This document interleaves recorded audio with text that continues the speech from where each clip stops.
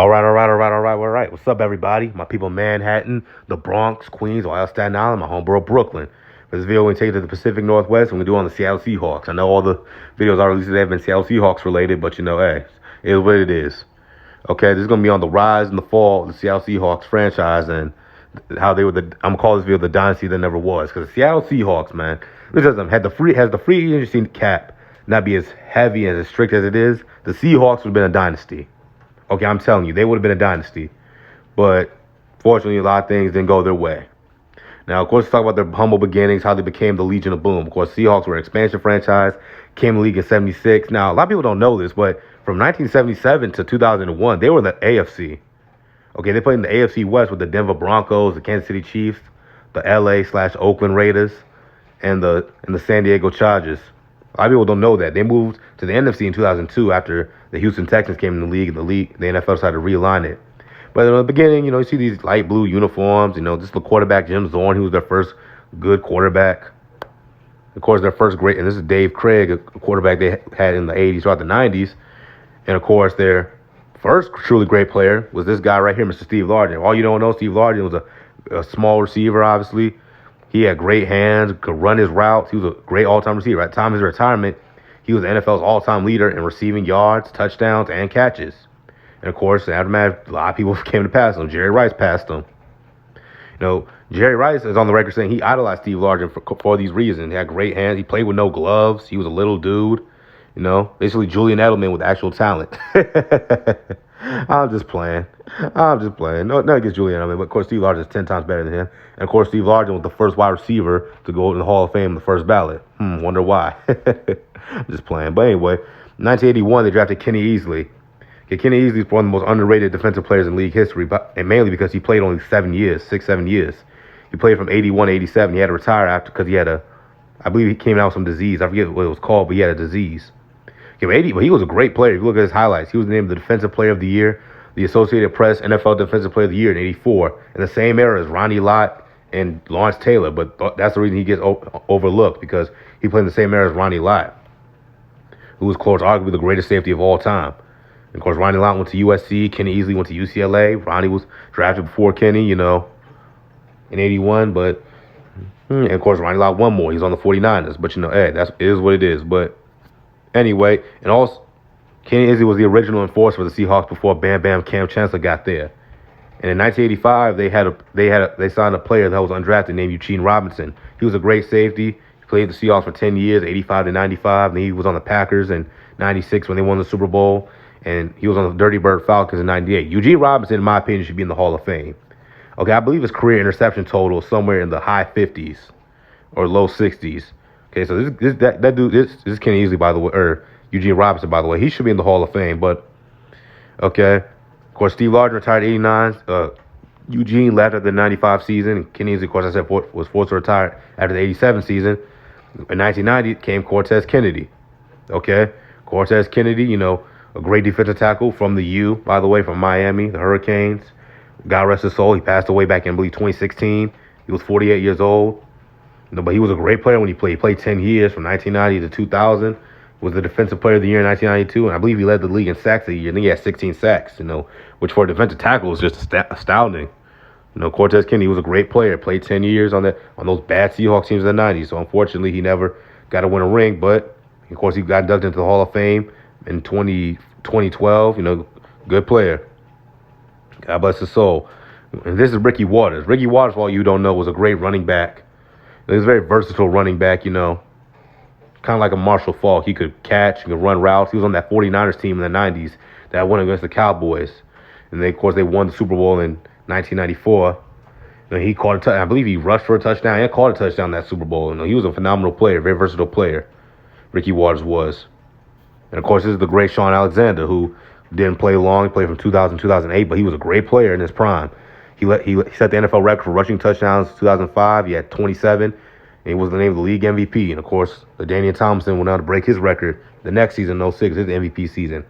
Of course, this is Matt Hasselbeck, the true, really great Seahawks quarterback. Okay, very good, borderline great Seahawks quarterback. He led them to the Super Bowl, and I believe they had an 11-5 record or something like that. In 2005, they were the number one offense in the league, and they lost to Pittsburgh, Jerome Bettis' last ride.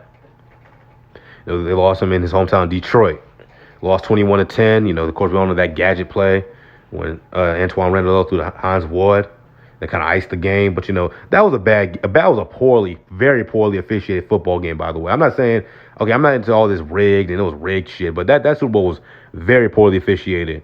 I remember there was a play where Big Ben Roethlisberger tried to rush for a touchdown, and he was clearly down, but the refs called it a touchdown. He was down before he got to the goal line, but it's whatever. And, of course, after that Super Bowl loss, they never recovered, and they fell off. 2010, they hired Pete Carroll to be their head coach, and of course in that offseason, they traded for the great Marshawn Lynch, who to me ushered in the era of the Legion of Boom. Believe it or not, I know Legion of Boom was defense, but Marshawn Lynch set the tone with this iconic player right here. Now, the 2010 Seahawks were probably the worst playoff team ever. They were 7-9. Matt Hasselbeck was still the quarterback, and he was a shell of himself. But hey, they won the division. They hosted a playoff game against the defending champ Saints and beat them. The Beast Quake. And this was the beginning of the Seahawks as we knew and loved them. Okay, in the 2010 draft, they got Russell Okung. They get Earl Thomas. They got in the first round. The second round, they get Golden Tate, and of course they get Cam Chancellor, a little-known safety out of Virginia Tech, in the fifth round.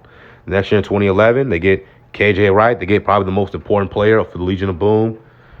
Richard Sherman in the fifth round that year, and they get Byron Maxwell in the sixth round. That set the tone for the Legion of Boom. Okay, and also in 2012, of course, they went on to get Russell Wilson. Okay, and that was the beginning of the Legion of Boom. Of course, they went 13-3 because they lost the divisional round to the Atlanta Falcons in Atlanta. And the next year, they dominated the league, went 13-3. I covered all this in my greatest team ever, 2013 Seattle Seahawks. But you see here, they annihilated the Saints 23-15. They beat the 49ers 23-17 in the NFC Championship game that year, which was a great game, by the way, one of the greatest playoff games I've seen live. Of course, we all know this play is known as the tip or the immaculate deflection. Sherman tipped the pass into the hands of future Super Bowl MVP Malcolm Smith, and it iced the game. And, of course, Sherman tried to shake Crabtree's hand. And I give Sherman credit. Sherman, for the most part, tried to be a good sport. And after the game, when he went on that rant about Crabtree, he apologized. Was it sincere? Was it sincere or not? I don't know, but I give Sherman credit. He was trying to be a mature adult. And, of course, they went on to go to the Super Bowl that year to face the Denver Broncos and their high-scoring offense, which set the league record for points, scoring 606 points. That's just, wow. One team scored 606 points. That's just phenomenal, man. And, of course, they got their asses whooped. Number one offense, number one defense. Throughout Super Bowl history, you always show you who's won. Super Bowl 51, the Patriots had the number one defense, they won. 2015, the Broncos had the number one defense, they won. 2013, the Seahawks had the number one defense against the number one offense, they won. 2002, the number one offense went against the number one defense in the Buccaneers, Raiders. Guess who won? Okay? That just proves to you that defense wins championships, okay? Of course, the Seahawks went on to win that Super Bowl 43-8, dominating fashion. Malcolm Smith, the outside linebacker, was the MVP. But in my opinion, Cam Chancellor should have got the MVP. But it's all right. Again, this was the high of the Seahawks franchise, but that led to their downfall because we all know what happened the next year. The next year, they went 12-4, number one seed in the NFC, winning that Super Bowl, one of the greatest Super Bowls ever played, greatest Super Bowls I've seen played live, and, well, that's how it ended. Al Michaels making that iconic call to me. The pass is intercepted at the goal line by Malcolm Butler. Okay, and that was kind of the end of the Seahawks. They were traumatized after that, and this is their record the next year in 2015. They were 10-6. I remember that playoff game against the Vikings. They barely won that shit.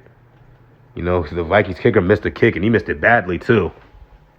And, of course, they got blown out by the Panthers, 31-24. They were getting blown out. They started making a comeback, but they got blown out.